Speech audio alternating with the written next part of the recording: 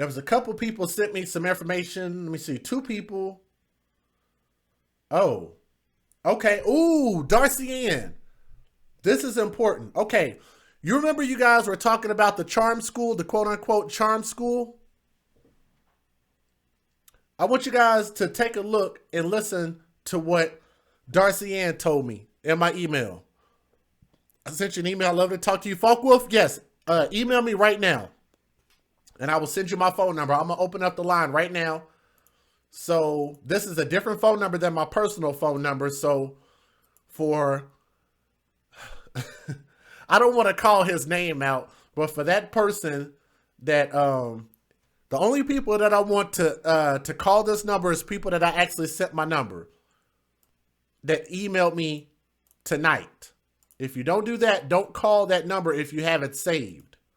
So I'm talking about a couple people in particular that sometimes like to operate outside the parameters of boundaries, right? But for everybody else that wants to talk to me, shoot me an email right now. I'm in my email account right now. Just email me. Hey, I want to call in. Send. As soon as I see it, I'll paste the number in your email address. So here we go. Darcy Ann 66, and shout out to her. She sends me a lot of emails, and she said, charm schools are not for the poor. This is important because I want you guys to remember the boys that you're seeing on my screen, they're all getting that for free. They're all eating for free. All of that stuff that they're getting, those lessons are free. Man training, free. Here we go. The Etiquette School of New York's Charm School.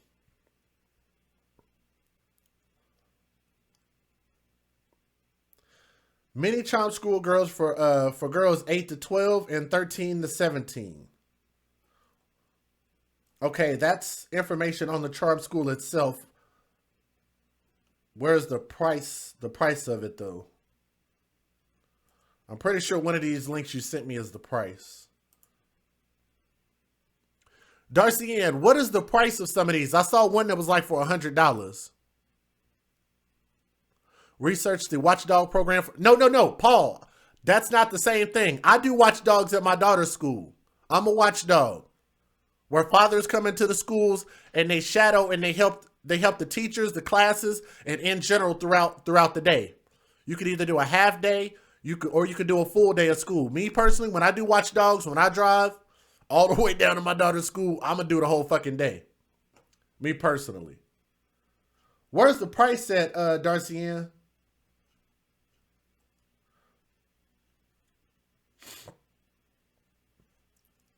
There's a donation link.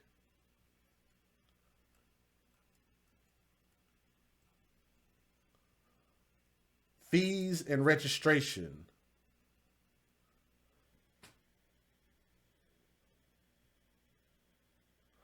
So they charge a tuition, but they don't say how much though. Oh, I'm sure they don't say how much. They'd rather just tell you that over the phone so they could talk you into paying for this stuff. It was over $1,000 back in the 90s. God damn.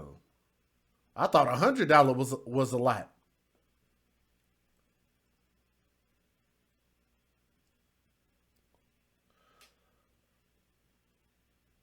If you have not purchased a Groupon or Living Social voucher, no problem. You can pay the day of the class, which is $45, one class, and it's an hour and a half. What the fuck are these girls supposed to learn in an hour and a half? For $45.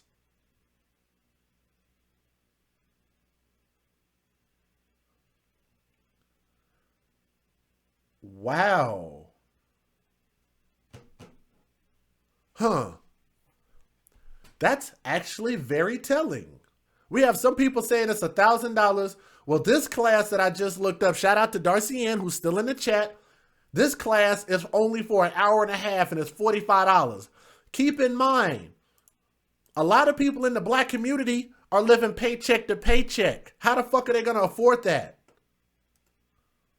They can't even afford to put shoes and clothes on the kids' back and food on the table.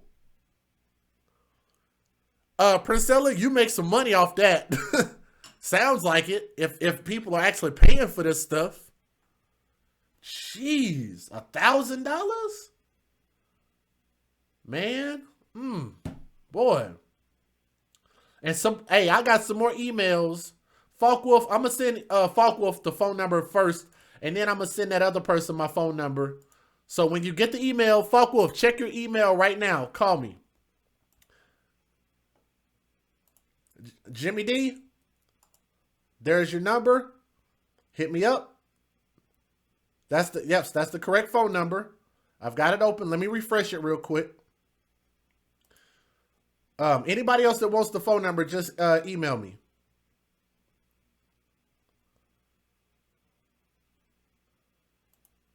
Okay, elegantwoman.com. I think you and Darcy Ann might have sent me the. I was taking a shower when the topic of the car came up. I thought it was about if you don't have a car that stop you. I do have a car, and I'm glad. Well, again, like I say, this conversation is just really to make you guys think. It's not to force you really into anything as far as like how you guys think. But what I want to do is I want to give you guys some compelling information, and then you just decipher it and just look into your everyday life and just ask yourself, which makes more sense to you. And the more we start having that critical thinking, I think it makes it a little bit better for all of us.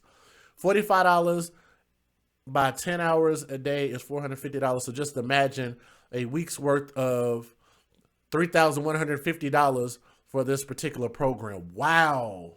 Jeez. Oh, I'm sorry. My bad. It didn't ring. Call it again. Let me refresh it. I don't know what the hell happened. Call it again.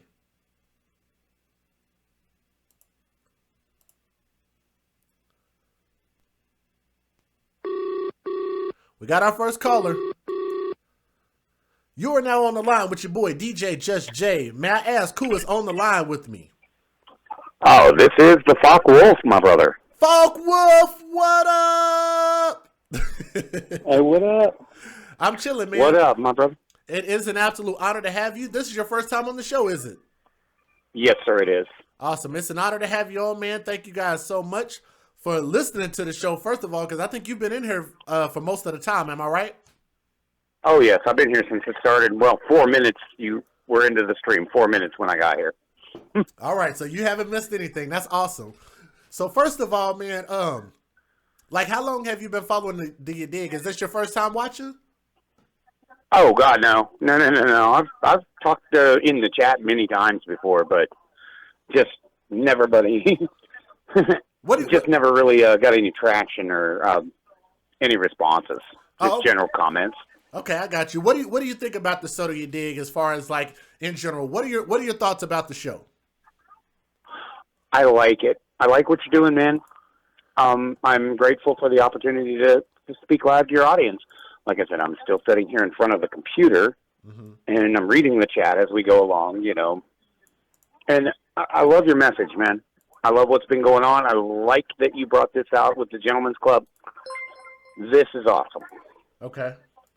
Yeah. And it's wonderful to just see this because what I see every day is the nasty side of life. As a child welfare advocate, it's horrible.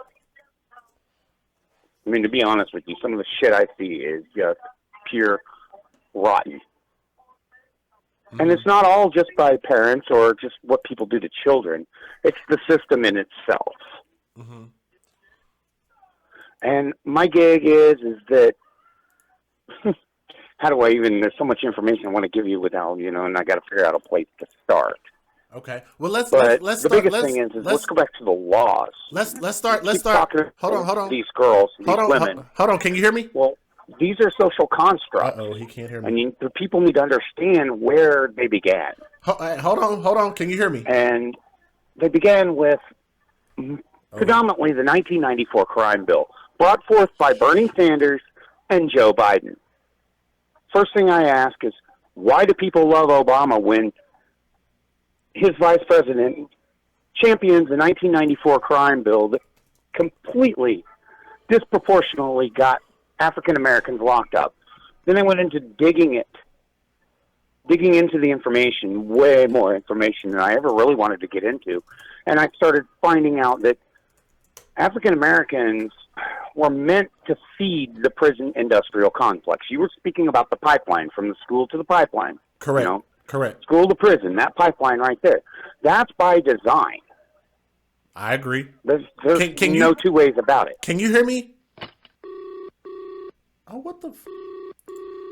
Okay, the call just dropped. Okay, who's this?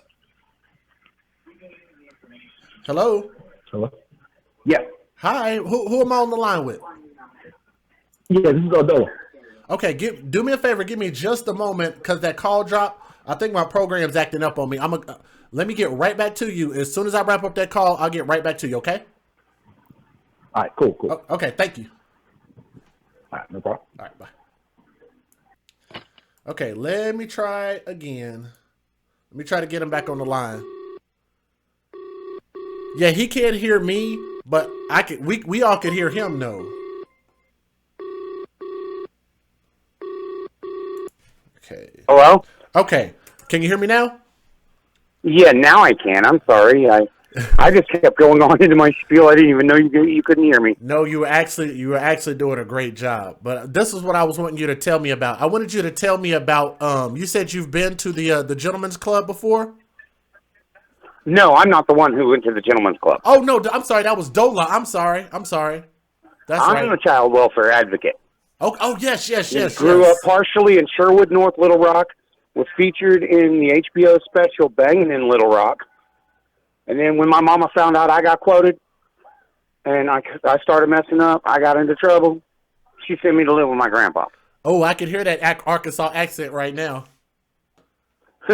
Sorry. No, that's where my dad is. That's where my dad is from.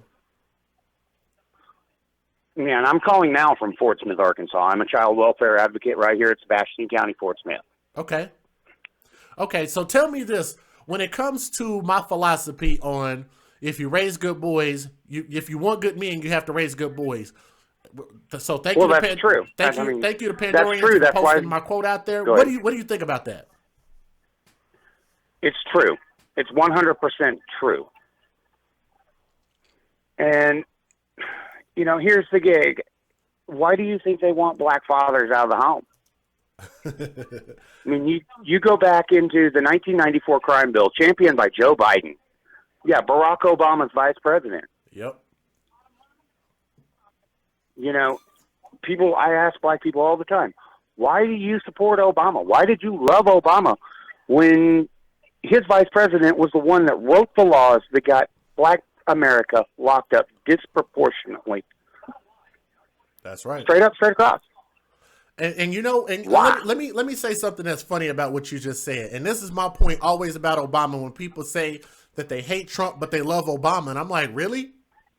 Because the last time I checked, the black unemployment rate has gone down under Trump. But when you think about what has Obama done for black people, when I asked them, the same people that say they love him, I asked them, what has he done for black people? And you know what they tell me? They can't tell me anything. He gave you phones. They can't tell me. That's the most common answer I get. Matter of fact, I haven't even been given that answer. Here, that's the most common answer I get. Mm. I mean, this is all by design. It is an all-out assault on families. It doesn't matter whether you're a white person or a black person. See, the black people were supposed to feed the pipeline, the prison, from school to prison pipeline, the prison industrial complex. Now, for all you black people out there that say white people got it easy, they don't, especially poor white people. Uh-oh. I deal with 15,000 cases a year of this. White people's children were meant to feed the adoptions industrial complex. Wow. Black babies don't sell, but white babies damn sure do. Okay, you go back to Public Law 10589, Bill Clinton's Adoptions and Safe Families Act. This law wrote in provisions that if they know a black mother is neglectful, they will leave those children in the home. It is outlined. But a white person, they will lose their children 10 times faster. Yep. And this is just facts. I've got to get this message out. I've seen this too much. I deal with it every day. I mean, I've got 42,000 cases in a box next to me. And, reunification plans dealing with CPS. You look at a black family's reunification plan, and it's all clearly lined out that, within 3 months, the mother's going to have to go through parenting classes. They're going to throw some more social entitlements out there to her. Mm-hmm. And then it's game on. She'll have her children returned. Or a white family, those children will be gone. And and that's funny because, like I say, me and Priscilla might be, diametrically opposed on a lot of things. But when we just spoke on Obama just now, we are on the same page as far as that goes. And it's just so sad to see that, our people are just that. Like, I don't understand how a person can speak highly about somebody that they get nothing from. I think that's just odd. Because it's just Obama was part of that plan, dude. A lot of people don't understand Obama is a globalist. Mm-hmm. This is all laid out in UN Agenda 21. This is no conspiracy. This is no crap. I guess Chatty Preaching just asked what this dude does. I'm a child welfare advocate. There you go. That's awesome. And then I say, I have my little slogan. I say we advocate for children first at this show. Do you feel like the Soda You Dig represents what you guys are looking for people to speak about as far as like a message for children? Would you? Yes, I do. I like what you're doing with your show. Mm-hmm. I mean, Tommy's a little more raw, but that's his show, I'm supposed to have a one-on-one with Tommy, but I've never heard back from him on this exact same issue. Did you contact him? Did you contact him? I've contacted him on his website. Through his website, yes, through his email. He's verified. He's got my email, but I just haven't heard back from him in a month and a half. Oh, okay, I got you. Don't take that personally, because if you think I'm not, I figure he's a busy man. Man, if you think about him getting 3,000 and 4,000 people watching this show live, I get overrun with emails, and you see how many people's watching my show right now, right? So what does that tell? I mean, according to the metrics, you got 60 watching now, 115 likes and 3 dislikes.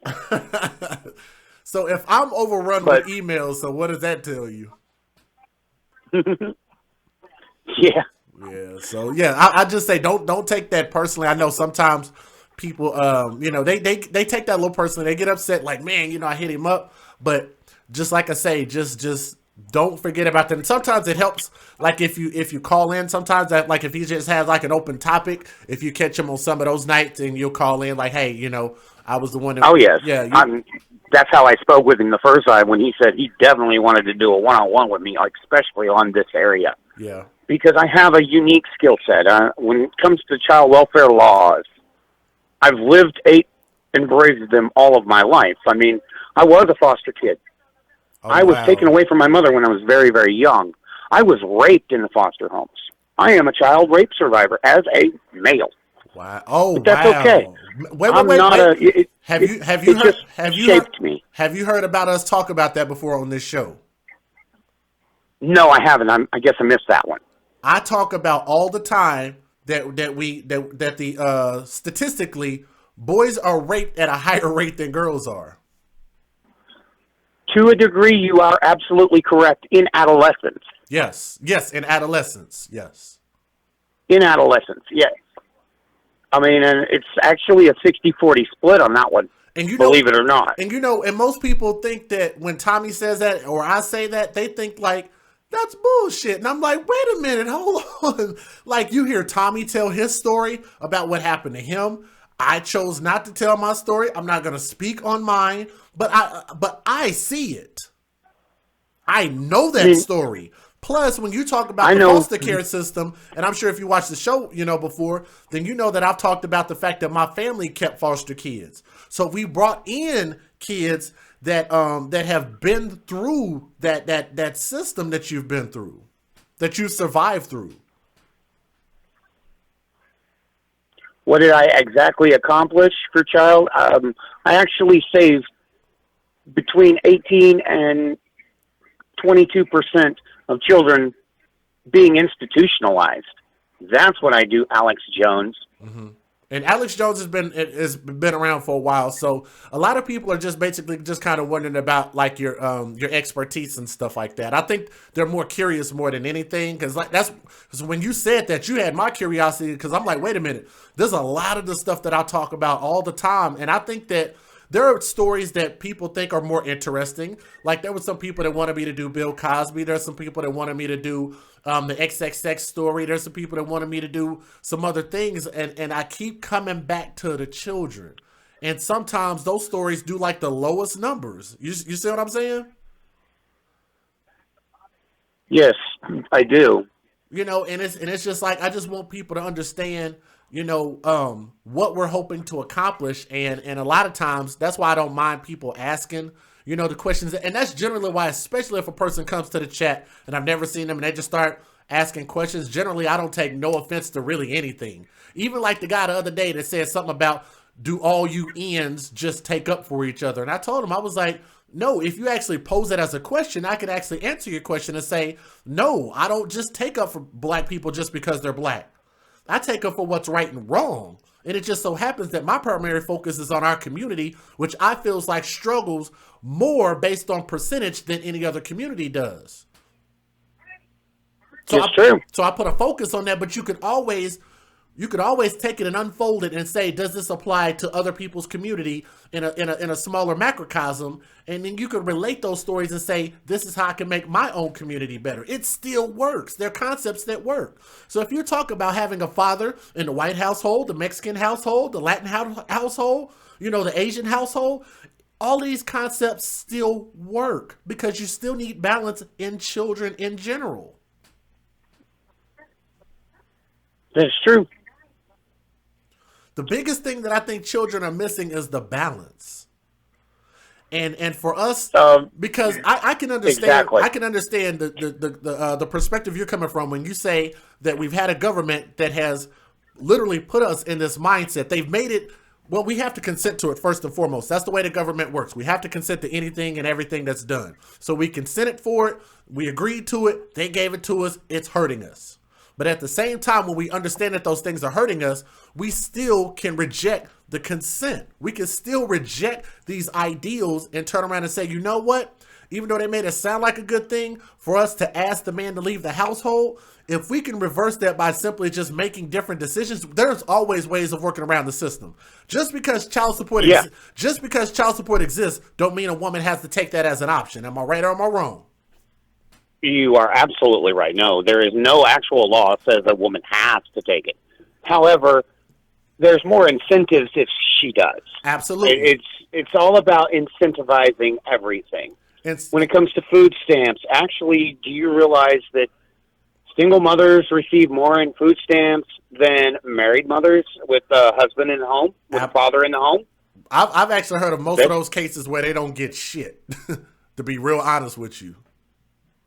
They don't get anything. I see it a million times a year, honestly. Mm-hmm. Here, especially here where I'm at in the demographic I'm in, and I'm in Fort Smith, Arkansas, Sebastian County CPS. Yeah, Sebastian County Health and Human Services honestly incentivizes single motherhood. Yeah, I see it.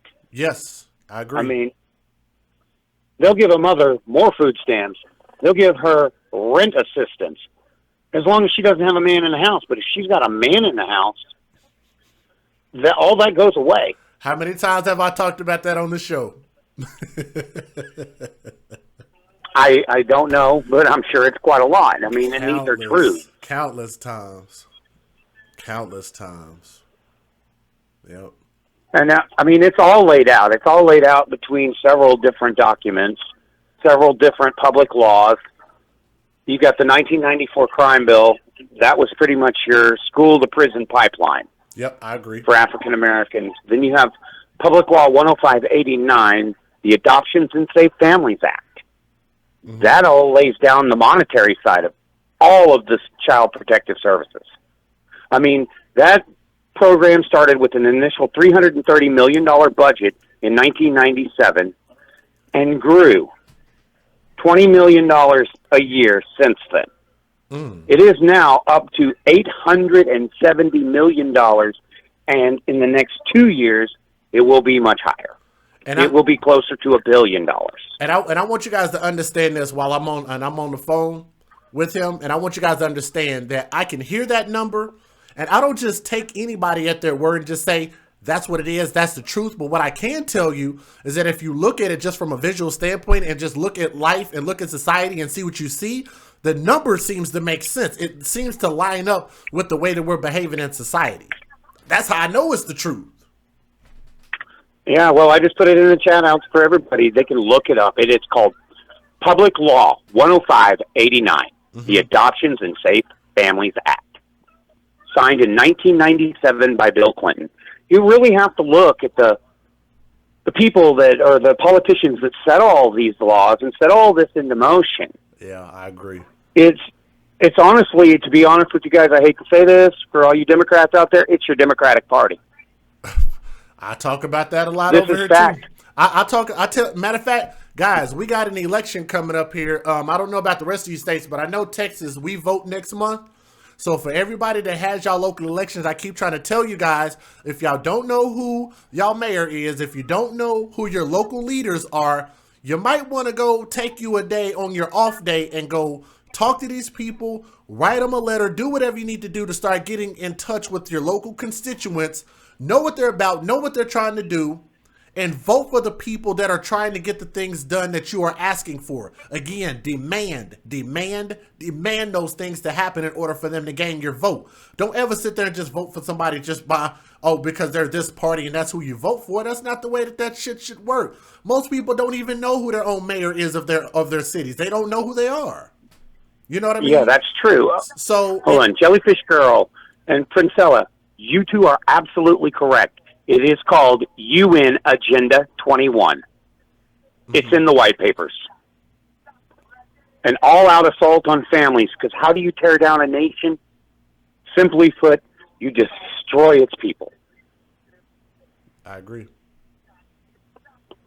Oh, wait. I mean, Wait, this is all the way down. Hold on. Somebody said Busy Bone got raped and kidnapped young. Wow, I didn't even know that. Huh. Wow. I mean, That's something I did not know, and I'm a big Bone Thugs fan. yeah, me too. Did you know that? I didn't know E that. 1999 Eternal. I did not know that, but it doesn't surprise me. Wow. Man. Maybe I'll have to start talking about that. And I try to bring it, obviously, because the topics can get convoluted when I bring up so much stuff all at one time, like I did with this story. But I tend to try to bring up all of those things, everything that you're talking about. I've told the story about my family and us taking in foster kids. And, I talk about, boys being raped at a high rate and stuff like that. No, Princella, sweetheart, I did not know Busy Bone was raped. It's an important story to tell just to show how prevalent it is, how important it is. And I can guarantee you this, as hard as Bone Thugs and Harmony has been portrayed and all of that stuff and how hood and how thuggish, ruggish and all of that they are, I can guarantee you that most people would turn around and they'd hear that and they'd laugh at him. I mean, it did a number on me when I was a kid, especially, getting quoted. I mean, I was quoted by LMO and Bobby Banks directly. Mm-hmm. Those were the two fools that quoted me. They put me 23rd neighborhood gangster. And, as a young boy, and you were raped, you don't understand anything at that point. You know something terrible has happened to you, but then you just go numb. And then you just don't care. Whether you live, die, or grow mushrooms out of the crack of your ass, it does not matter to you. You become an animal. Mm. And I was an animal. I won't even lie. They quoted me because I was the hardest little motherfucker on the planet. I did not care. I had no conscience. It had been taken away from me. And this is just me. Right. This is what it did to me. And, my mama had to get me out of this. So she sent me to, Copan, Oklahoma, which is 11 miles north of Bartlesville. I claim Bartlesville, though, because that's where I was. Mm-hmm. I mean, it took a good man in Bartlesville, Oklahoma, named Morris McCorvey. He's the community leader at the West Side Players Theater. And he taught me how to be a man and to be me and find out who I was. And then from that moment on, I decided I never wanted another child to ever have to go through what I went through. Yeah. Damn. Wow. That's and I will incredible. fight with all of my being for these children. Brother, and that is incredible. Wow. You know, Morris McCorvey is an African-American gentleman. And he's most likely still at the Bartlesville Westside Players Theater. Yeah.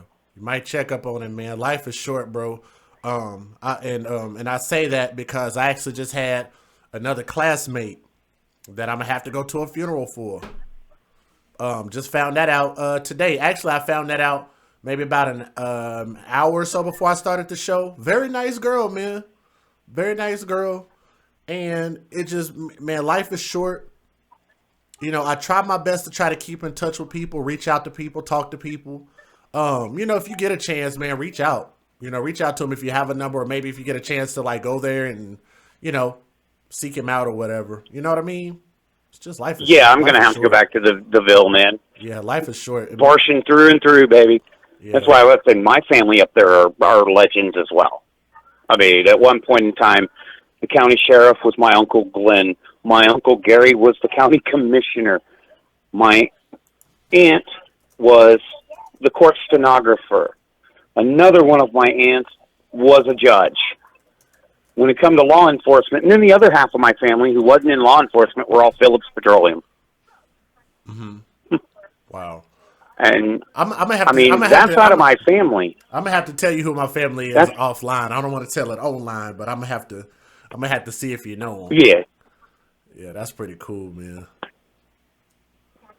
You know, and it's weird and it's really awesome that you actually know Bartlesville, or at least to a degree. Yep. Matter of fact, the last time I went specifically to Bartlesville was when the college that I went to a college in Kansas, and I had already left the school by then, but I still had friends that were going to school there, and they had a game at the Wesleyan College out there, and I ended up driving through Tulsa and going to Bartlesville to get there. Right on. That was the last. What school did you go to in Kansas? I'm just curious. I mean, I'm an OK State alumnus, so I actually Stillwater for me. I actually went to Central College. Cool. So yes, I am a Tiger. I didn't finish though, and that school was expensive, but that's where I went though. Yeah, and some of these guys saying real collar and thumbs up at the collar. Yeah, guys, I learned a long time ago that the world can be as small as your own little neighborhood or as big as you want it to be, and it's up to you to decide what the hell you want, where you want. I mean, I went from gangbanging to having a silver spoon in my mouth and then doing what I needed to do to survive. Yeah. But, you know, being gangster, being a thug on them streets of Sherwood, North Little Rock, you know, there was only two things for me there, dead or prison. Yeah. And I won't even lie. That's just the way it is. I mean, and there ain't nothing cool about gangbanging. When my boy Robert Tenpenny Jr. blew his fucking head off because of gangbanging. You know? It's so crazy. Yeah. But, you know, I was looking for some acceptance. And that's why, you know, when you asked, you know, what do men expect from women? Well, the Child Welfare Manual actually says acceptance. And that's, you know, what I was always looking for was a group of people to accept me. Because, you know what? I'm not black. I'm mostly Native American. I've got 22% white. The rest is Cherokee Indian in me. And, you know, I didn't fit in. But then again, I learned to fit in. And those people, especially 23rd Neighborhood Gangster Crips, they accepted me. They were my family. Yeah. You know? Oh, yeah, I'm in that documentary, friend Tonio. You can see me. I'm a little, 13, 14 in that video? Yeah. 23rd Neighborhood Gangster Crip. look at where you are now, man.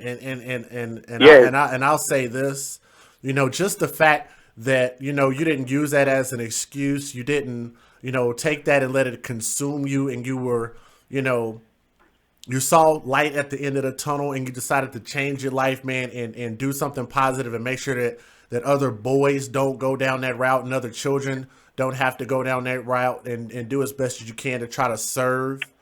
Brother, all I can say is thank you, for what you do, and just just pray and hope that you continue to keep doing that. I know we got some more. I know we got a couple more calls I have to get to, and I know people don't want me to let you go at all, but I just wanted to take a moment and just tell you, just to stay encouraged, stay inspired, and we're definitely gonna have to have more conversations. I have to stay inspired. I have to stay encouraged because these children, 41% fall through the cracks. 19% are never accounted for again. That means the system literally loses them. They don't even know what the hell happened to them. It's chassis presion. It's called oh shit. It's you want to type? Do you want to? You still on the computer? You can banging type, in Little Rock. Oh, okay. They what put it that? in there. They put it in there. Never mind. Frantonio put it in there, guys. I was gonna say type it in the chat, but Frantonio put it in there. So yeah, if you guys don't know anything about gangs in Arkansas, I can tell you this: I'm more familiar with the Bloods in Arkansas because they're pretty prevalent. Yeah, Frantonio, when I was 13 years old, they thought it was a good night if only 63 people got shot. A lot of places my father didn't take me, and he damn sure didn't take me after dark. I have never done any level of kicking it, even with my uncles who ain't even really that much different in age than me. When I became of age, like when I go down there and go hang out with them, we don't kick it at places out there. We never have. All this time, my entire life. It's not a place for you, man. I mean, it's not a place for anybody, and I still feel for my partners that are still stuck in the hood. Some of them never even left. They couldn't get out of it. Yeah. And it's horrible. But, hey, we've got to wake up as a people, as a nation. You got to understand that all of this shit was by design. It wasn't a coincidence. Everything that we're talking about all tonight, third wave feminists, that's all to destroy the family even more. I've got the documentation. I mean, it's already laid out. CPS and social services has it all laid out. It's all been laid out in the UN Agenda 21. And globalist corporatist, Bill Clinton was a globalist corporatist. Obama was a globalist corporatist. Joe Biden's a corporatist. Bernie might preach a good game like he is not a corporatist, but he is. I mean, he even signed on to those bills. Mm-hmm.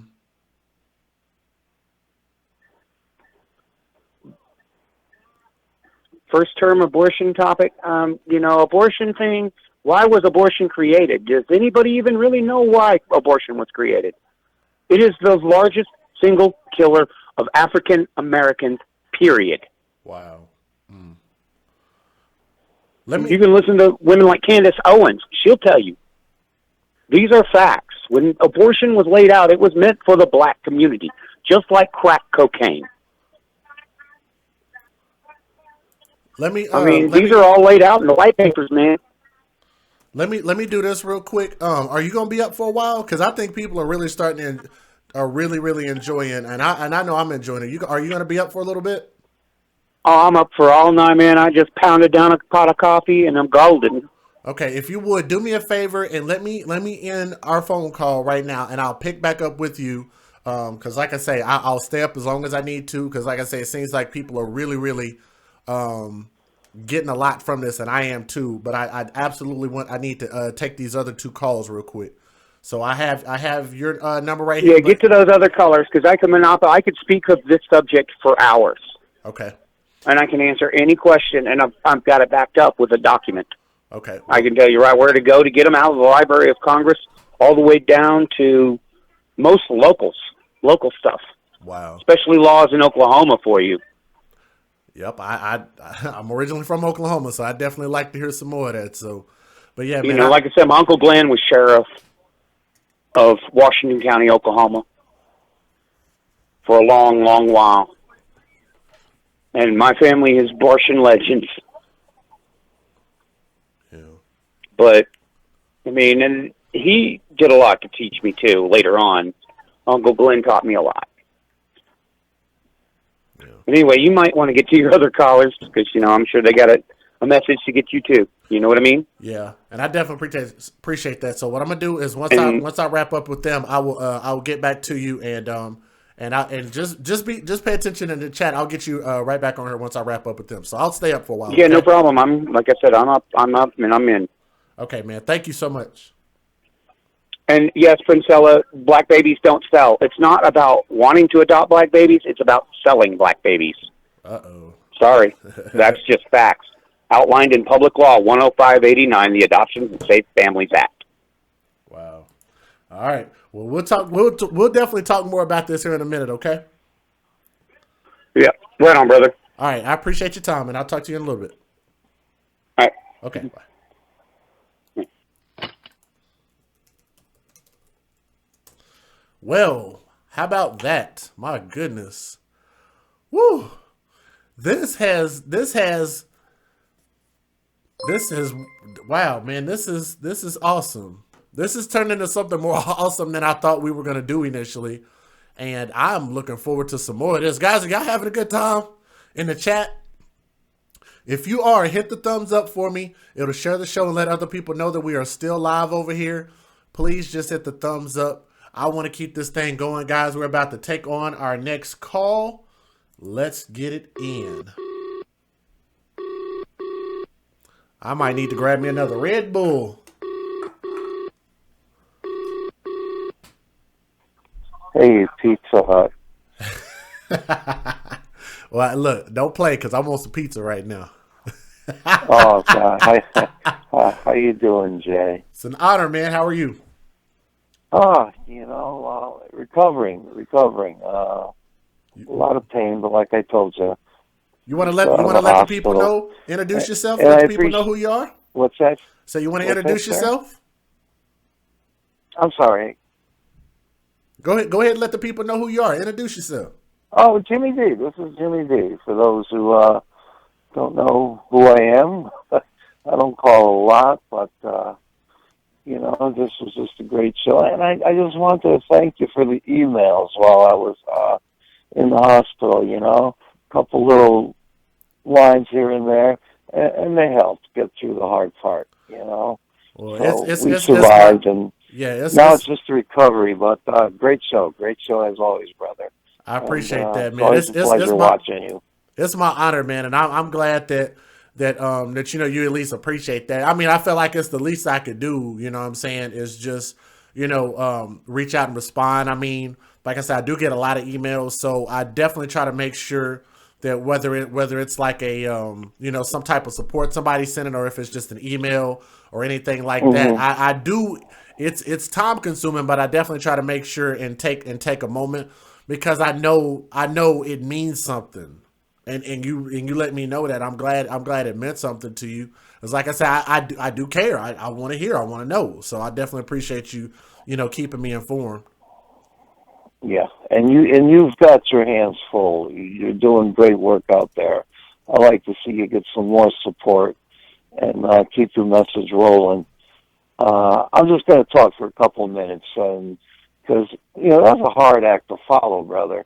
The last gentleman talking. I don't have any professional words of wisdom, but I remember growing up, I had to go to Catholic school, and we had to wear jackets and ties, and they pretty much teach you how to act like that. But all my friends went to public school, so I had to rush home and rip off the jacket and tie and get my jeans and T-shirt out and go hang with my crew. And I just hope these young gentlemen don't have to run into nonsense where people don't get that opportunity that they're having. And kind of like use them as, well, I'm losing the terminology, but don't make fun of these kids, and that's what happens. Bullies always make fun of something that they don't have or they can't do, and so the best they can come up with is to make fun of you or what you're part of, And a lot of these kids, they're going to be calling them names. I hope not, but it's tough. It's a tough system. It's a great system. I like to see more of it. Because this is how you create men, and that's what they're doing. We're creating men, and we lack men in our new generation, and nobody's there teaching them how to be men. Like you said, a woman cannot raise a boy to be a man. And the other thing they have to face, like I said, there is, charm schools and finishing schools for women. They need something like that for the girls, too. How to be a lady.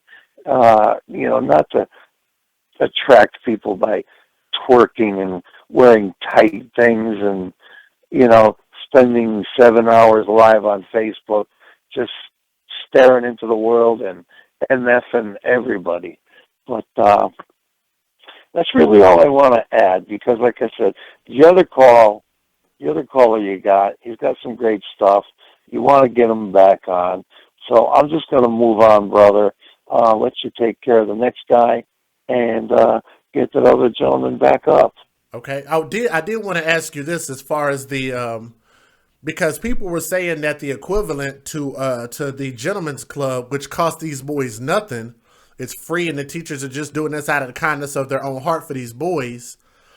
But when I ask for the equivalent, they say charm school. But the cold part is everybody that spoke about charm school in the chat and what I looked up as far as the emails that people sent me, because I got at least 2 or 3 emails from charm school, and they all cost money, and a lot of them cost a lot of money. And I looked at one. Yes. I looked at one just for 1 hour and 30-minute session was $45. Yeah. And what they used to have, I'm an old man, I'm 58.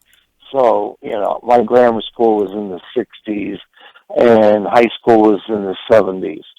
And they had home economics as a class. And mostly it was women, but guys could take it too.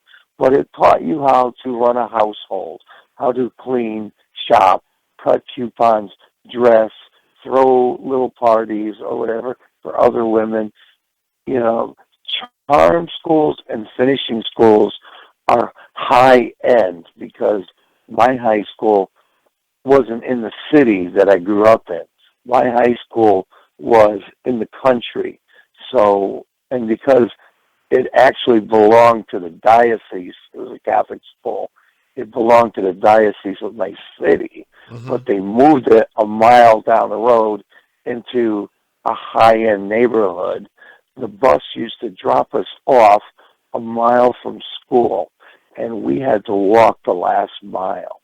And that's kind of degrading, especially in the winter and the rain and all that.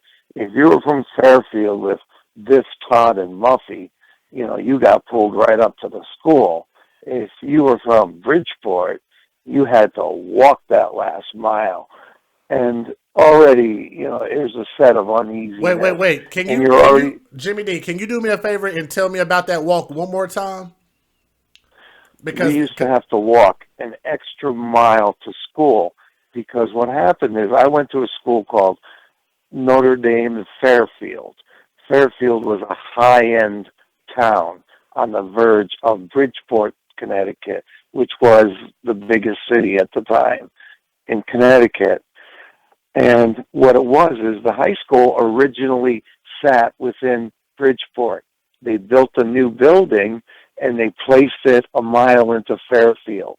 And because it was the high school belonged to the Diocese of Bridgeport, we still got busing, but they weren't allowed to cross the line into Fairfield.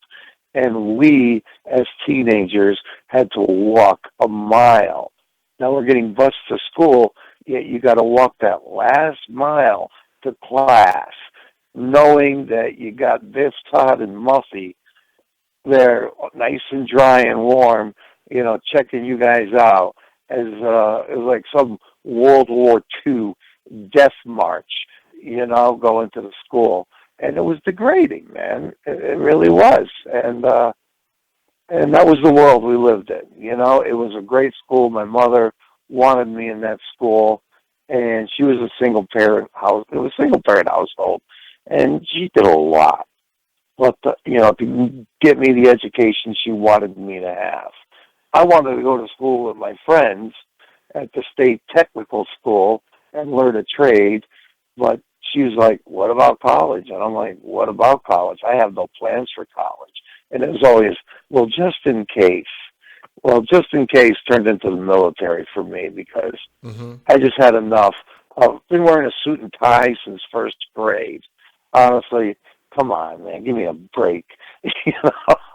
I'm a kid. Let me be a kid. So I had to go join the military to be a kid, But yeah, it was tough, but that's where you learned how to be a gentleman. It was part of the curriculum, basically. And over the 12 years of going to Catholic schools, you were taught all this stuff on how to be a gentleman, and the girls were taught on how to be ladies. Things nowadays, there was a young lady, was it Priscilla? Priscilla's Real World? I'm not sure. Yeah, she's in the chat right now. Yes. Yeah, she was saying how she proposed something like that for girls at her school. Now, I don't want to be No, I don't know if she said that, and maybe she can clarify. I don't know if she said that. Maybe she can clarify. But I think she said she should get into that, like from a business standpoint. And I would just say it like from a business standpoint, it makes sense because apparently it's a lucrative business because they charging the hell out of girls to teach women how to be teach girls how to be women. Yeah, I'm just from a business standpoint, it makes a lot of sense. You know what I mean? And these are the and these are our next. This is our next generation. These are the people who are going to be running this world.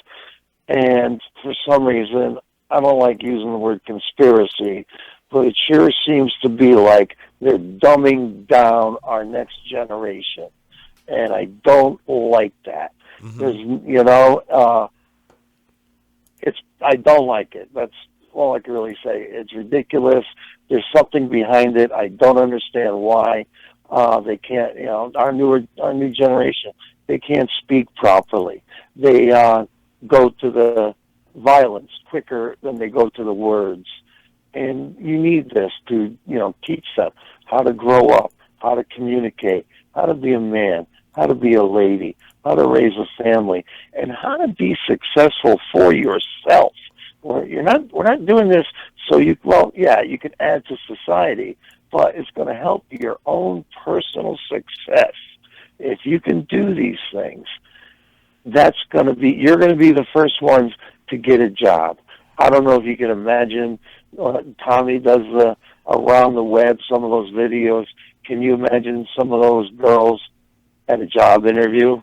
Actually, and then wait. Actually, I saw a group of girls that were actually black girls. I hate to say this, but I watched both of them go to a job interview, and they ended up getting into a fight on camera. I've got the video. I said, I have never seen nothing like that. I'm like, that's insane.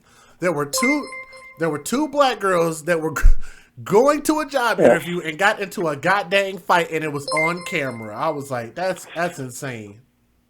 Okay, Falkwolf told me it's in UN Agenda 21, and I did pull that up earlier. I haven't read it, but I pulled it up on a web page. I want to thank him, Falkwolf.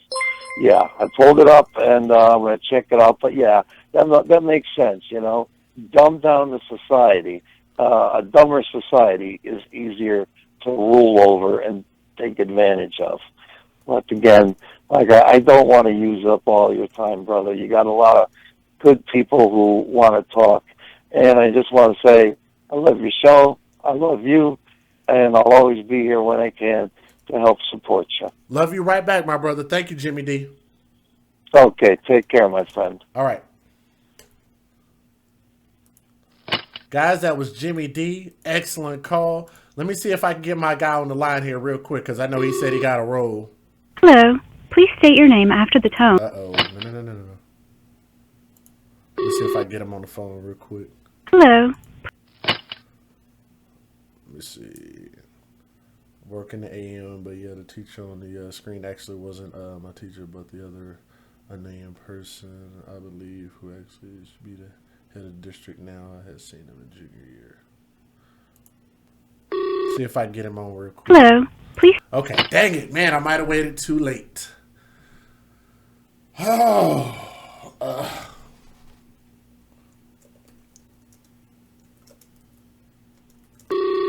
Okay, let me see if I can get him real quick. Okay, man, I didn't mean to keep you waiting so long. Did you want to do you have a moment to speak, just like a minute or two? Yeah, that's cool. That's cool. Yeah. Okay, you want to let the people know who you are, and then go ahead and let's do it real quick. All right. Cool.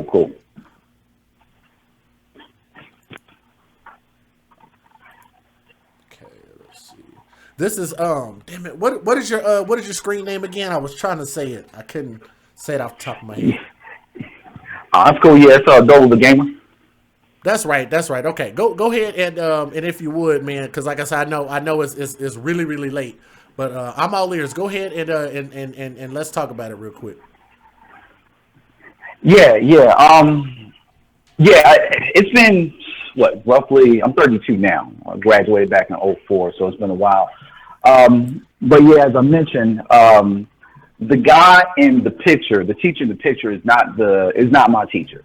But the guy that's next to him that's not named, he was my teacher back at my high school, and I believe he's the head of that school district down there in Charleston. Now I kind of followed his career a little bit after he left and whatnot, and that's the level it rose to.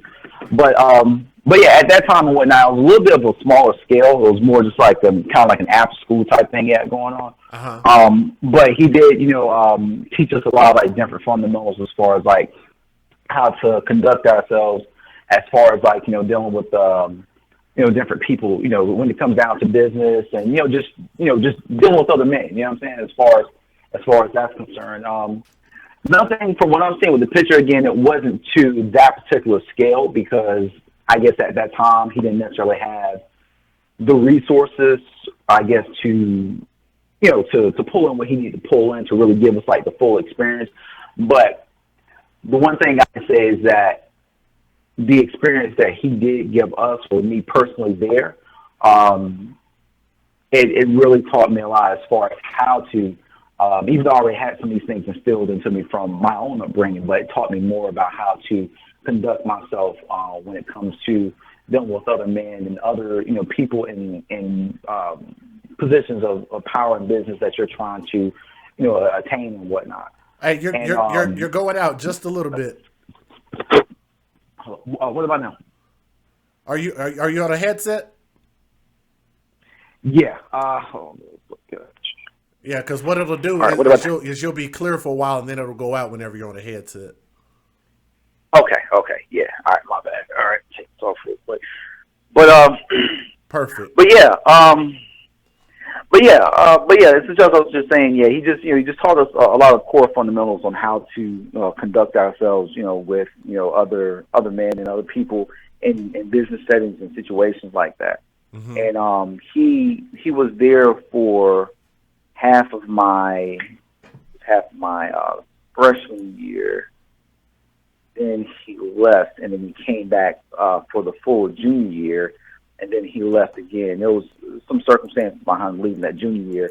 But after he left, that's when he started the Gentlemen's Club. And after he left at that time, like a lot of the guys that were involved in that club, missed the fact that I was going out, because there were no other male teachers there, or just no other individuals in that school that were trying to follow up on it. You know what I'm saying, and keep it going. And it was actually doing a lot of good for a lot of the students that were taking part in it.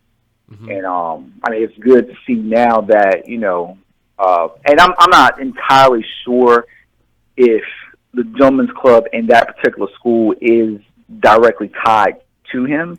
I'm just honestly making that assumption because, again, from my understanding, he is the head of that district now. I believe that definitely is him in that picture. Just he looks like he gained a lot of weight. So that being said, I'm pretty sure the idea has stemmed from him.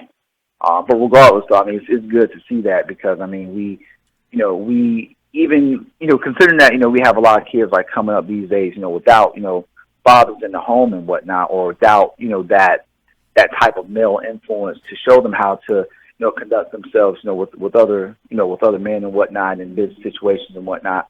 It's good to have that type of teaching in school, so that way, leaving out of that high school, elementary school setting, they'll know how to conduct themselves in the real world, and not just, and not just run around like jackasses, basically. Yeah. So, and matter of fact, I actually just looked up some more information. There's one at the Omni Chicago Hotel that they're having next month for the art of dining class, and that's the only thing that they're teaching these kids is how to dine. It's $120 per person for an hour and a half. Guys, I want y'all to let that sink in.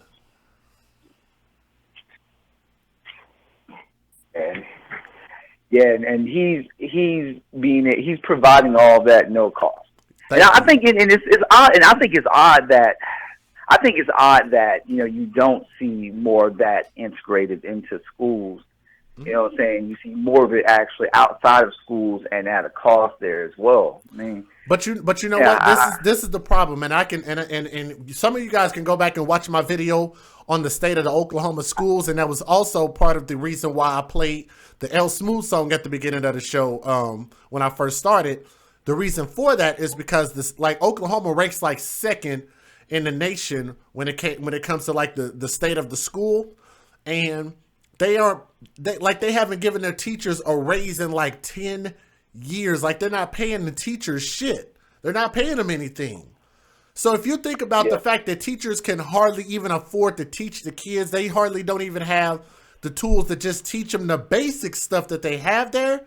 How are they supposed to be able to afford anything else thereafter when they already can't afford what they're doing as it is? And that's part of what I'm talking about when it comes to the funding. The money is there. It's just that they never pushed it down to the schools and the teachers. And which also depends a lot about how you're voting, which is why we always encourage people here to vote. Get to know your politicians and what you're actually voting for. Everybody in Oklahoma thought that MAPS program bullshit was going to amount to something, and it ended up not amounting to anything. They thought that bringing in the lottery was going to end up amounting to something, and it amounted to everybody else getting paid, and the schools didn't hardly get shit out of it. And that's part of what I'm talking about. Yeah, you know what I'm saying? And that's part of what I'm talking about is just people understanding, where the funding is needed and why it's so important to vote, because that's where you're going to end up getting the end result. So thank God for these teachers and these black men and these men in general that are doing this for these boys, because they need it. It's vital. And I hope that they understand the lessons that they get. And for the people like you that have been through those programs, understand how important and vital it is for boys to get this training, and more importantly, to get it from home. Oh yeah, definitely. I mean, cause there's a crazy lack of discipline now with these kids in school. In fact, I visited my old elementary school a couple weeks ago. To my mom, she's still a secretary there. And just seeing how some of the kids, and we're talking about elementary level, right? Yeah. Just seeing how some of the kids were acting, like just all out of pocket, some were disrespectful. And, my elementary school wasn't a ratchet school, so it wasn't that type of deal there. But still, though, just seeing that shift in the attitudes, with them, compared to how we were when we were in school.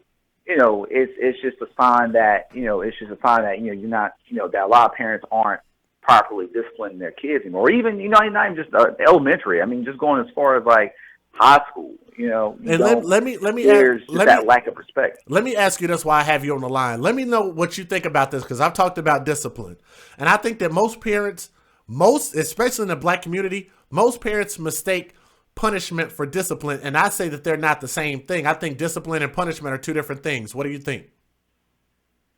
I think we need more I think we need more discipline and not punishment. Yeah, I definitely agree. I mean, because punishment doesn't teach discipline. Ooh. It just in my opinion, it just teaches the child how to avoid receiving the punishment so they can continue just doing whatever bullshit that they're doing. Wow, that is exactly what I've been saying. Thank you for saying that. Wow. Wow. Like I have a friend of mine who she the way she curses out her kids is just ridiculous. I mean, she's separated from her husband, and it was a bad situation and whatnot. He basically just kind of just disappeared out on her and whatnot. She has 3 kids, so she wasn't used to just being, I guess, the sole supporter of the family and whatnot. So it's just really a whole lot coming down on her. But I'm not saying that as an excuse for it, because I swear, every time in fact, I just spoke to her about a couple hours ago. Every time I get on the phone with her now, she's always like cussing out her kids because they're just doing something. And my thing is, I'm telling her, like, okay, I understand that, you know what I'm saying, you're yelling at your kids, you're trying to get them in line, blah, blah, blah, whatever, but you're cursing at your kids like they're grown individuals. Mm-hmm. So when they go to school and they start cursing or start turning up and acting a fool and whatever, you can't necessarily get mad at them for doing so. Because just like we were just saying and whatnot, it's the difference between, teaching your kids discipline and punishment. Yep. And she doesn't actually sit them down and try to convey to them that, this is wrong, this is what you need to do, or these are the consequences of your actions. It's just, it's just that, you know what I mean? And, I agree. I had to break up with a girlfriend of mine one time for that. Yeah. And it strikes me as a bit odd with her as well, because she didn't have that type of upbringing. I know people who do the same thing, and it's not a surprise to me because they're just in some ratchet situations. Mm-hmm. And again, that's not excusing it, but I'm just saying it's just I expect that from, I guess, that type of individual. But she had a really good upbringing. You know what I'm saying? Her mom's very well off and whatnot. She like I said, she had a real good upbringing and whatnot. So hearing her, go at her kids the same way as, the opposite side of the fence would go at their kids, you know what I'm saying? It just ties back to just parents in general, no matter where you're coming from, no matter what class you're coming from, just don't know how to properly parent their kids, discipline their kids or anything anymore. And I think a lot of the social media era just has a lot to just do with it, because now we're interacting with our kids less, and we're letting the outside world and the media and all that do that more. I agree. I agree. Like it's just I don't, me personally, like I don't necessarily let my kids do a whole lot of like surfing or anything like that. Like I pretty much like just limit their interactivity with like the internet and whatnot to just like what they need, like related to school. You know what I mean? And I even find it odd as well that I guess from a technological standpoint, because I'm a tech geek, I going in the direction that they're going down in schools, where everything being more digital and whatnot, everything's going over the internet. I think that is a good direction, but it's not managed properly. Mm-hmm. You know what I'm saying? And again, it still goes back to, we're just not interacting with the kids directly anymore. We're just letting all the technology do it for us. I 100% agree. I don't know. It's just it's to me it's a bit depressing, because it almost kind of feels like there's no turning back now.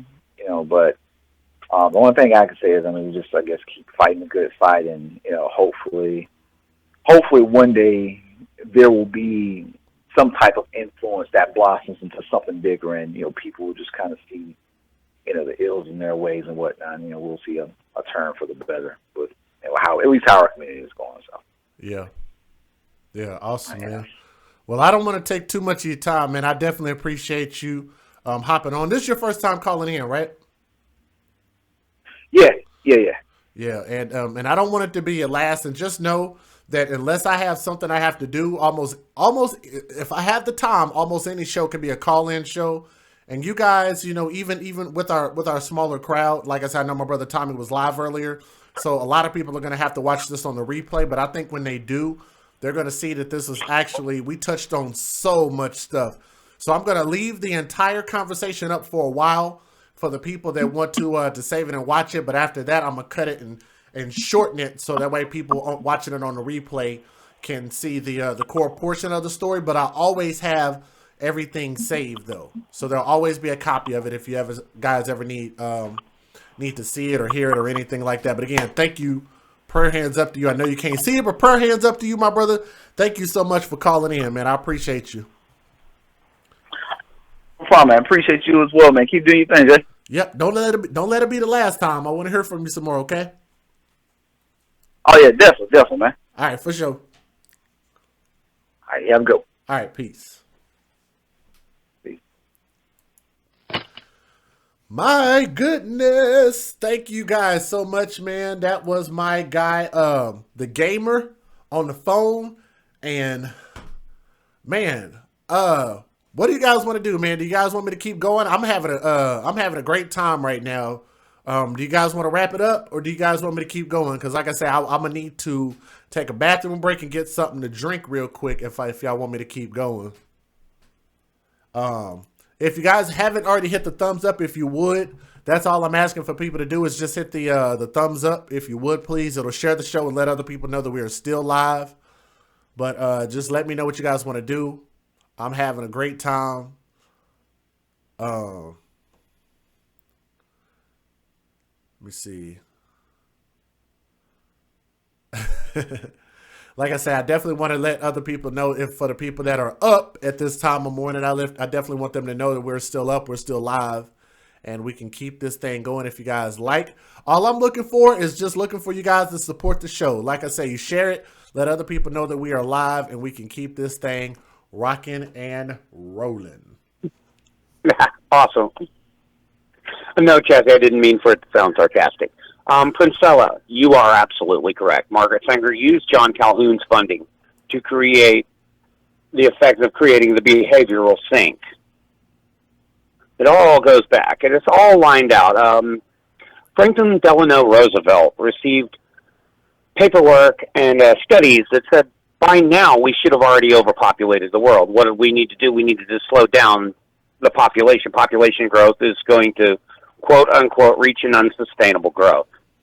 Well, the first and foremost to target the African Americans, to hold them at a homeostatic 13%. That's where it all ties together. But, okay, trying to gather all my thoughts. There's so much that I got to get out, but got to find the right words. Yeah, let's just make sure, let's try to keep everything kind of tied into our tonight's topic, and that way we don't get too far into a lot of things. But if you can it all ties in together. It all goes back to, again, the UN Agenda 21 goes back to what I was saying with Roosevelt, then continued all through Lyndon Baines Johnson's administration, into Ford's administration, through pretty much all the presidents. Ronald Reagan wanted to stop it, but again, he couldn't. He couldn't do it all by himself, and he didn't have the support that he needed to go through it all. But it all boils that back down to all these social constructs that we're seeing. I mean, this project right here, these kids, this is awesome what they're doing. I just pray to God the feminists don't get their hands on it, because that's what they're trying to do. Can you say that one more time? Say that last part again. I love what you said, because that's what I'm afraid of. I do not want the feminists to get their hands on this project. Feminism was about turning women against men. Let's just be real about it. Weaponizing their bodies, incentivizing single motherhood so that, especially in the black community, could feed the prison industrial complex. Yep. Okay, you put out that list. 70% come from single mothers. 71%. All of that. That all ties together. It's all up there. It's all in that information. I mean, and it's pretty much all the information people need to understand what's going on. And Princella is correct. The government is winning because they are using the nature of humans against humans. I agree. Yep, I agree. I'm fighting for everyone, Princella. It's not just fighting. I'm not trying to preach, Frentino. I'm trying to respond to chat to all of this. I probably should stop reading it. And of course, but it all boils back down. You do know that Frantonio means that in a good way when we talk about preaching, right? Probably not. Yeah, but that's I mean, I took it in. I take things in a literal sense. Yeah, I have to now in this world. Yeah, when he says preaching, he's talking about like you're preaching to the choir. It's a beautiful thing. Correct, Loon Toon. The original first wave feminism was just about women's rights, to get women's health care, to get everything up to the forefront so women would be treated equal. Well, we've now seen it past equal. Now women are actually preferred. It's just that simple. It is a utopia type of thinking, but unfortunately the utopia is not attainable. Human nature prevents that. Mm-hmm. But you want to look at Chicago. Okay, let's look at Chirac, for example. In Chicago, yes, there could be things done to stop the killing. There could be. They just don't want to. I agree. But if you look who's in control of that Chicago, Democrats. You've got Rahm Emanuel, Democratic Party. Democrats. You've got all of, the Democrats. Okay, who were the founders of the KKK? Ooh. Okay, first of all, I want you're going in the direction. I love it. I love it. I love it. I want you to tell me how do you feel about this? Because Rahm Emanuel, because he's had so many people that have finally realized that the Democrats ain't doing nothing but hurting them, and Rahm Emanuel personally is doing them more harm than good. He said he's not running for election next year. He wasn't going to win no way. But what do you think about that? The fact that literally and that school project, like something about like no crimes in like a school zone. I'd have to go back and look it up again. But all of that was basically designed to funnel money towards them and their campaign. It ain't never about helping them youth kids stop killing each other. None of that. Well, look at what Lyndon Baines Johnson famously quoted when it all breaks down. We will give African Americans all the social programs that we can afford to, and we'll have them niggers voting Democrat for 200 years. Quote, unquote, Lyndon Baines Johnson. We're on par for that. We're damn sure on par for that. I mean, and it's not just black people need to wake up. Everybody needs to wake up. This is real. They're destroying our society because one of your callers after me, he said that it seems like they're dumbing them down. Well, it's really simple. It's outlined in UN Agenda 21. An educated populace is an unquellable populace. Mm-hmm. Quote, unquote, direct quote. If you're educated, then you see the world for what it really is. If you're uneducated or ignorant, then they can pull the wool over your eyes. Again, you look at this Democratic Party today, I look at the child welfare laws, and 90% of the child welfare laws that are used to remove children from their home or to keep children in their home, in the case of African Americans, they're all designed by Democrats. They're all written by the Democrats. Let's go back to the Democratic Party. Who was the founder of the KKK? What party? What political party founded the Ku Klux Klan? Guys in the chat, y'all can answer any of these questions he's putting out there or any statements. You guys can respond. He can see what you're typing. Yep. You're talking about stuff I'm familiar with, so I'm just listening. I love it. CPS. Yeah, I'll be honest. The KKK was founded by General Nathan Bedford Forrest, Confederate General, Democrat. The Confederacy was Democrats. People don't know that. Slave owners were Democrats. They said, oh, we had this shift. No, they never did. They just went underground. Why? What I've never understood is how, we as the black community have all of these facts in front of our face, but we'll look at everything else but what's in front of our face. Perfect example is the fact that why it's so many youth dying in Chicago, but yet they'll blame it on the police. They'll blame it on everything that ain't got nothing to do with the fact that it's literally the thugs and the gangbangers killing each other and killing innocent people. They'll blame it on everybody else. They'll blame it on President Trump.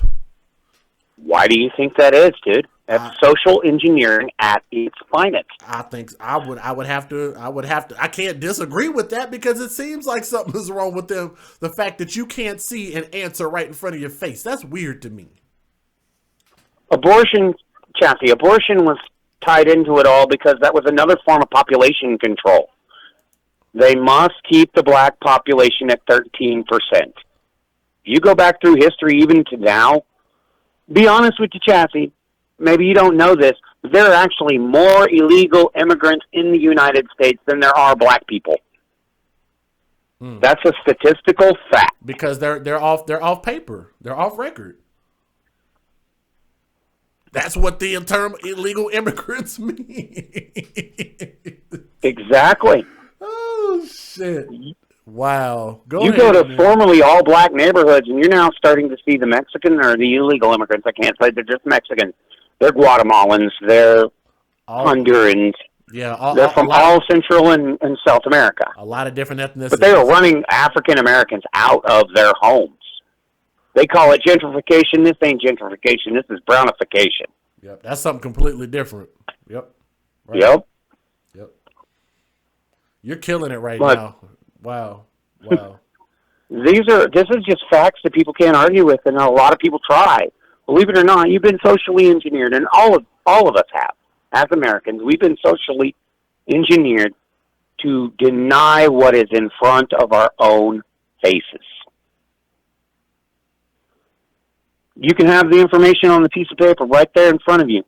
Look when it was signed. I mean, a lot of this stuff, what we're seeing right now, is been written back in the 60s and 70s. This is just pure facts. I'm wondering for the people that are in the chat, how many times have you guys heard me say exactly what he's saying? How many times have you guys heard those statements or heard those statistics? Heard any of that? Have you guys ever heard me say any of that? Just curious. I'm sure you have. I mean, go ahead. Sorry. I'm just curious for the 60 people that are watching right now. I'm just curious if anybody has heard me say this before, because I know a lot of times people will hear me say something, but then when you hear other people start to express very similar, if not duplicate sentiments, then just understand that this is there's something to this. You know what I mean? I'm armed with the paperwork. I can show you in the reports where they laid all of this shit out years ago. I mean, I've been dealing with this shit every day. I mean, I live, eat, and breathe the system. I'm one of the forgotten children, and no one knows the system's fancy hell, but us forgotten children, we know it well. Mm-hmm. I omitted a few facts after I was removed from my mother. My mother helped Ronald Reagan write the Child Welfare Manual, only to have it perverted and used against her later to take my other siblings away from her. Mm. I've seen it from both sides of the scope. And my mother, on the inside cover of the Child Welfare Manual, she wrote a poem called The Forgotten Parent. Because eventually, that's what the system does, is they attack your family, familial bonds, mm-hmm. especially if they want to adopt you out. Now, some people were asking, well, why don't black people just give up their babies for adoption? Well, the system doesn't want black babies. In reality, between 87 and 91% of prospective adoptive parents are white liberals coming from a coastal region.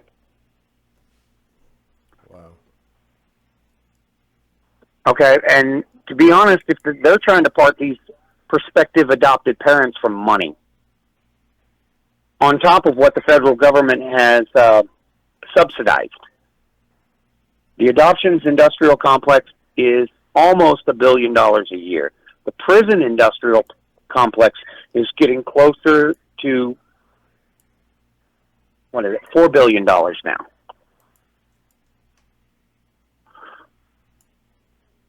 And you also notice that most people don't notice this or know this. Most prisons in America are private prisons. Mm-hmm. I've talked about They that. are not state-run. How many times have you heard? How many times have you heard me say that they're building more prisons than they are schools? Have you heard me say that before? I haven't personally, but I'm sure someone in chat has. A lot of people don't understand that Barker Industries owns a lot of the private prisons in America. Most people don't make that association, but that's Bob fucking Barker. As in, you're the next contestant on The Price is Right. Now that I've never heard. Wow. I've never heard that. It's hidden and it's obscure. And Barker Industries makes a lot of the prison supplies, too. If you go in, like your shower slides and a lot of your toiletries come from Barker Industries. Wow. Wow. I have never heard that. Bob Barker had a lot of hand in doing a lot of things, especially in criminal justice. It's funny how ain't nobody ever talked about that. Because most people don't know. Yes, prisons were meant to be a slave factory. Yes, Skohar, we are talking about our government. As outlined, again, Joe Biden, 1994 crime bill, one of the worst pieces of crime legislation on the planet. Disproportionately got African Americans locked up under minimum mandatories and for regulatory infractions.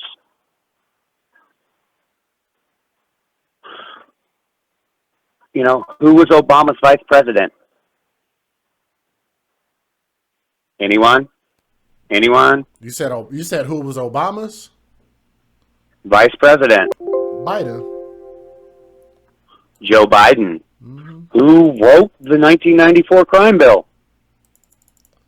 Now that I don't. Joe Biden. Oh, wow. Joe Biden, the champion of the 1994 crime bill. That's interesting. Wow. Wow. That's very telling. Very, very telling.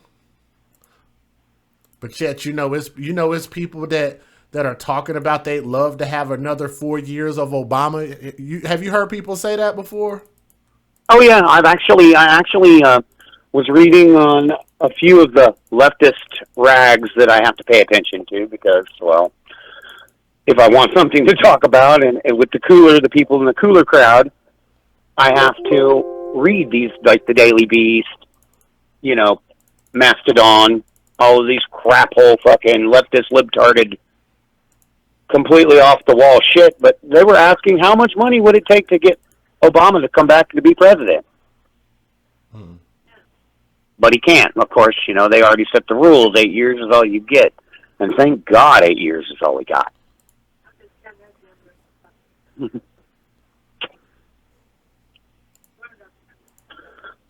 Smack 'em yank 'em, state-run prisons are not a good thing. No prison's a really good thing, but private prisons are even worse. You want to tell us a little bit about that? What, private prisons? Oh, it's just a money-making operation.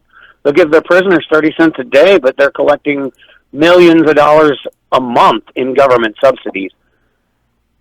And then they'll like, say, the work farms. They'll put you out there, you're working, you're harvesting vegetables, you're doing all this stuff, right? Mm-hmm. What are they doing with all that stuff? Well, they're selling it to make more money.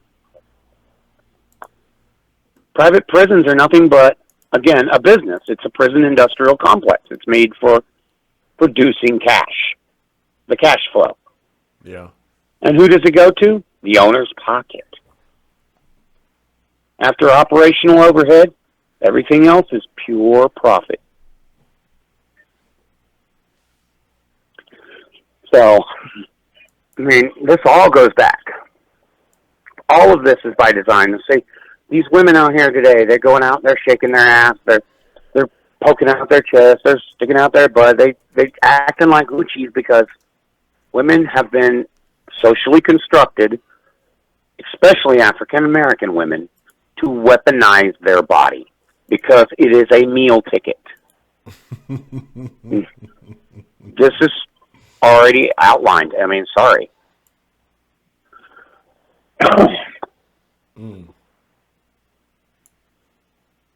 So everybody's now back to talking about cars and things in the chat, I guess. I don't know. It's just insane, and I just wish more people would listen and hear, not just listen, but hear the message, understand the message. I mean, I've been on both sides of the fence. I mean, I used to gang bang, but it's not about that anymore. It's more about, and Loon Tune is correct, poor people are big money. You know, poor people are big money. You know what's funny about that is many times as I've been down like to the Oklahoma City courthouse, most of the time it's a bunch of people that's like lower class broke people down there, like filling up those courtrooms like 200 folks at a time per session for city citations. That's true. Loaded. Loaded. Do you know why they won't attack upper middle class or rich people for the most part? The legal system does not attack them. It's because they have the money to fight them. The legal system is actually after the Joe Blow who cannot afford to fight them. Yep, that makes as outlined. Sense. That makes perfect sense. I mean, I'm just giving you facts you already know, my brother. But you may not have had all the glue that all holds it all together. Mm-hmm. And a lot of those African-American folks, they don't understand. Again, it's all about attacking the family. You destroy the basic fabric of society. What is the basic fabric of society? What is the glue that holds us all together? You tell me. You tell me. What do you think? Family. Because that's what my response would have been. Family. It is the family, and look where they're attacking. What are they attacking the most? Family. Yeah. Why do you think they give a single mother more food stamps? Is it because she has less money, quote unquote? No. In reality, it isn't. It's again, it goes back to they do this to promote that division, that family division. And Tommy talks about it a lot. He shows it. You know, a black mother, black hair hat.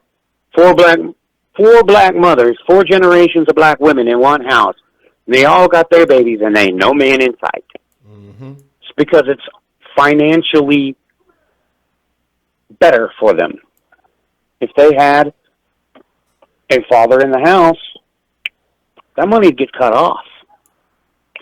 They want those mothers to literally use those children as a meal ticket. Those children grow up without a father. Those children, again, 70% turn to drugs. 70% quit high school. 70% go to prison. That's by design, man. That feeds the industrial complexes. Just like why is the world always in an endless war? The military-industrial complex. It makes money. Yep. I agree. That I 100% agree with. So, to all you black people out there, I'm going to be real. I'm going to give you a little dose. Yes, there is systemic racism. Yes, you are being oppressed. But it's not by the people that they're telling you who's oppressing you. The ones that are oppressing you are the ones that are telling you you're oppressed. Mm-hmm. It's pretty deep, man. It's pretty deep. I would have to agree. It's the behavioral sink. The behavioral sink creates all the actions to a degree. To a degree. I mean, look at weave. Okay, Tommy pointed this one out. Why you got black people starving?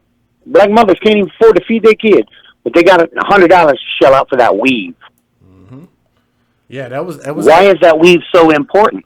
That was actually a point that I pointed out. And I did a story recently, and there was somebody that was in the comment section that got mad because that lived in that really poor house that had that boat, that raggedy ass boat outside that raggedy ass house. And I said, look, you guys notice that, like Tommy talks about, she has a weave in her head. And somebody was talking about how wrong I was for saying what I said and this and that. I was like, but seriously though, that matters. Like, if you're that broke and you can't afford things, how the fuck can you afford to go buy a weave? That's not necessary to anything. At all. Like, how does your weave in your head help your fucking kids if you're broke? It doesn't. You could take that and go out there. Black men, let me ask you, what's so big about damn Jordans?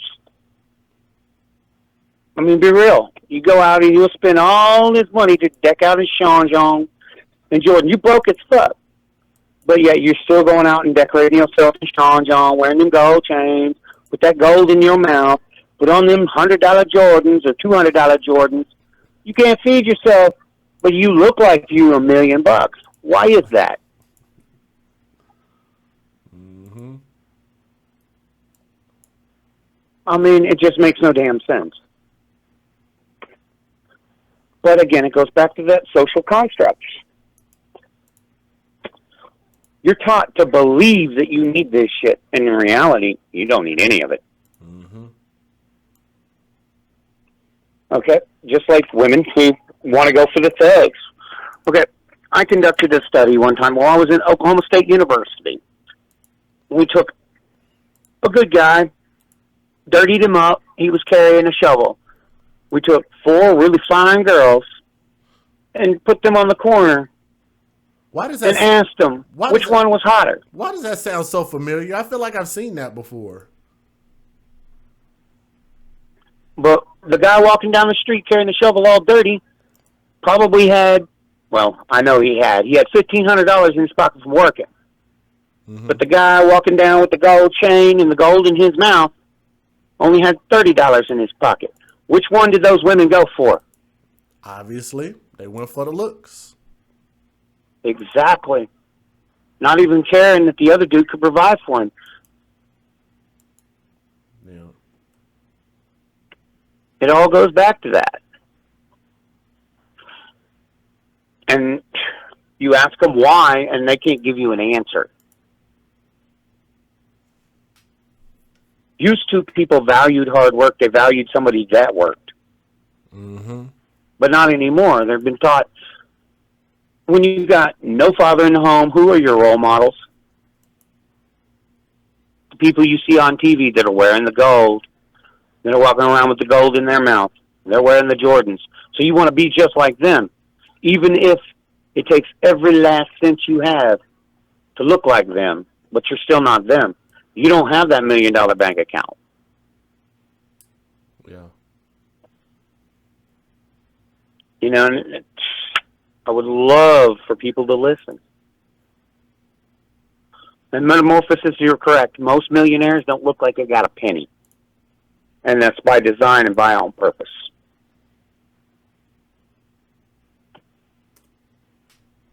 So, is there any more questions? Any questions somebody wants to ask?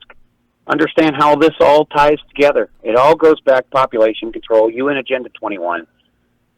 Man, look. That's really where the basic outline of the laws and everything that we see comes from. Mm-hmm. Man, I think you've done an excellent job. You've hit a lot of things that you've talked about, some things that even I didn't even know. You know what I mean? So I think you've done an excellent job, and I would definitely love to have you on the line some more. And this proved again why, you know, the Soto You Dig platform is important, and maybe we'll have to start doing some more panel discussions. Like I know we have a lot of difficulty with those because, it's just so many people, and sometimes people don't understand, you got to wait your turn, don't monopolize the conversation. But, we definitely need to try to have some more of these conversations together. Absolutely. I would love to do it. I mean, I'm just trying to get the message out. I'm looking for anyone to help me get traction so we can get this message out. Because right now, 61 people got this message. Yes. But there's 34 million more that need to hear it, but can't or haven't. Yeah, it's funny how usually our smallest shows are usually some of our best shows. Yep. Isn't that the way it goes? Mm-hmm. Yep. I'm going to continue to fight for children. And I'm going to try to fight the evils of this system.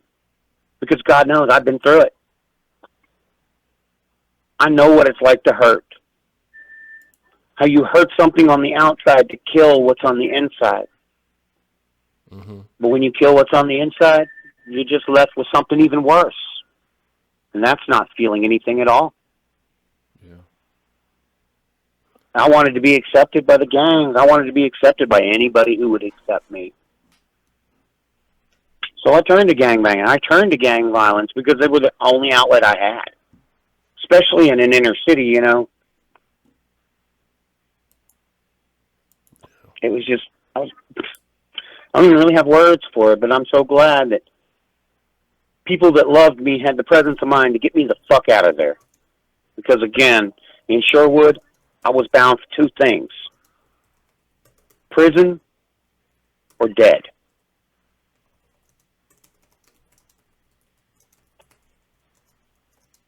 Yeah. And I'm glad I'm able to do what I do now to try to fight and help children. I love kids. Yeah, man. And people are saying I love to protect the babies. Go ahead. Yeah, people are saying, man, they appreciate you, not only calling in, but also for what you do and advocating for children. I know I appreciate that. And like I say, I definitely want to try to continue to keep, doing, what I can, you know what I'm saying? And having the platform, I'll definitely continue to use it, in a positive form and just keep hopefully just bringing light and shedding stories and hoping that people, continue to get the point and just continue to keep spreading the word, I know I'm going to wrap up here in just a moment, but, just want to say thank you again, man, for calling in. Oh, and I'll do it anytime, man. Because the more people that hears the message and understands the message. Again, that's why I was so looking forward to doing the one-on-one with Tommy. Mm-hmm. Because I can speak for hours on this subject and give you the documentation. That's, another thing. I have this whole presentation laid out for Tommy. Yeah. So, well, I'm backed up with everything. Yeah, well, Go ahead. I hope I see it coming to fruition. So we'll see what happens. Yeah, I do too. And I'm trying to get the message to everyone. And I'll be honest, again, what happened to me as a child destroyed me. That's why, if we want to get into the Brett Kavanaugh thing and that Ford, Blasey Ford, I don't believe her. As a rape survivor, I do not believe her. Why? Because I remember everything, down to the last detail. The wood grains on the panelings of the walls, the smells in the air of the room. I remember all of it. Yeah, we're definitely going to have some more conversations with you, man. Let's go ahead and wrap this up. Thank you very much again for the call, brother. We'll talk another time, okay? No problem. Yeah, for sure, brother. Keep in touch. You've got my email. You also have my number. This is my personal. This will hit my phone number. All right, man. Thank you for your time. Thank you. All right, peace. Bye. Guys, that wraps us up. I'm going to go ahead and close us out with a song, man. Thank you guys so much. Woo!